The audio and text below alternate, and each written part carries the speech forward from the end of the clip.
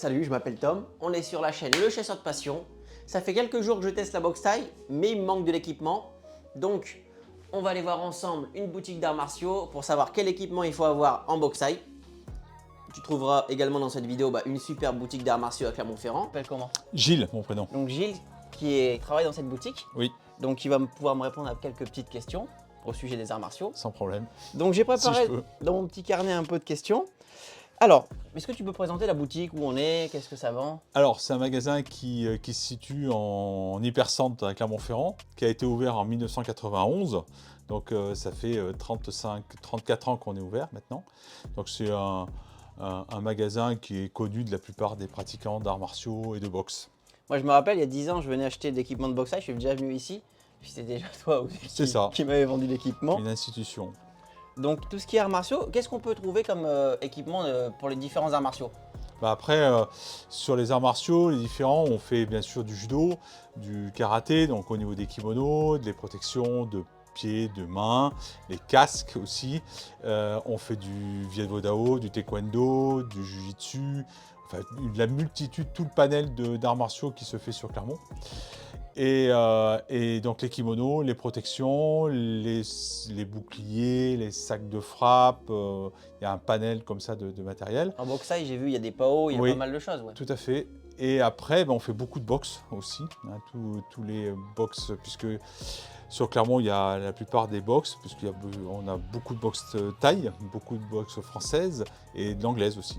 Donc on est aussi spécialiste dans les gants. D'accord. Toi, de ton côté, tu pratiques un art martial ou pas du tout? Alors moi, ça fait maintenant presque 50 ans que je pratique du judo. D'accord, donc Ouais. faut pas l'embêter, faut pas partir sans payer. C'est jamais arrivé.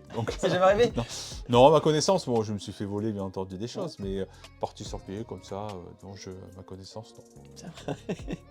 Mais avec l'âge, je cours de plus en plus lentement. Donc, Ah, mais il suffit pas de courir, il suffit d'une bonne prise après. tout à fait. Donc je vais poser des questions pourquoi je suis venu. Je suis venu pour m'équiper en boxe taille, donc savoir le matériel un petit peu qu'un débutant devrait acheter, ainsi que le prix qu'on pourrait partir pour un équipement de débutant.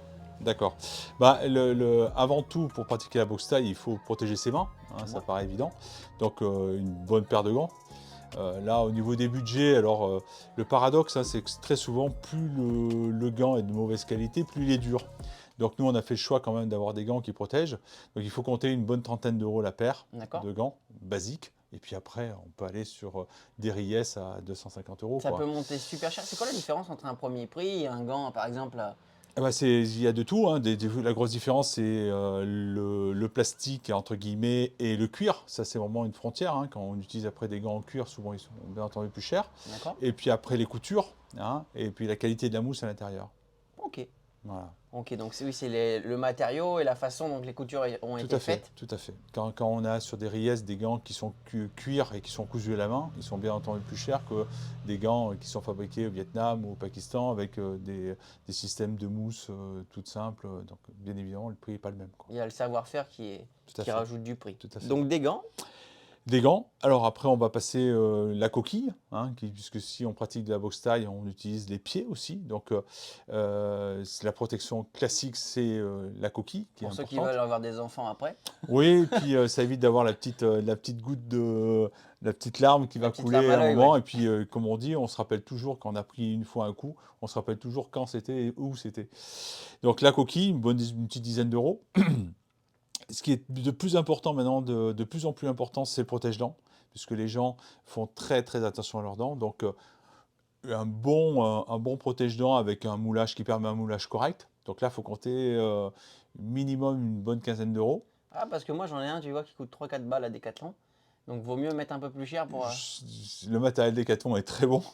Après, c'est la qualité du moulage. C'est-à-dire que plus le moulage va être de qualité, plus ton protège-dents va pouvoir rester en mâchoire supérieure et ne pas descendre, quoi, dans la bouche, quoi. Il ne faut pas qu'il bouge.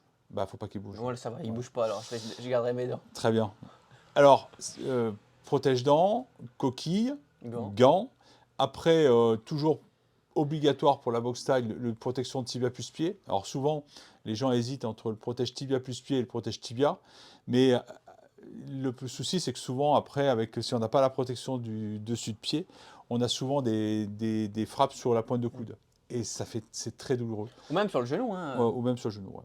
Donc, c'est important d'avoir une protection tibia plus pied. La basique, le tibia plus pied, ce qu'on appelle chaussette, c'est-à-dire qu'on enfile, il faut compter 15 €.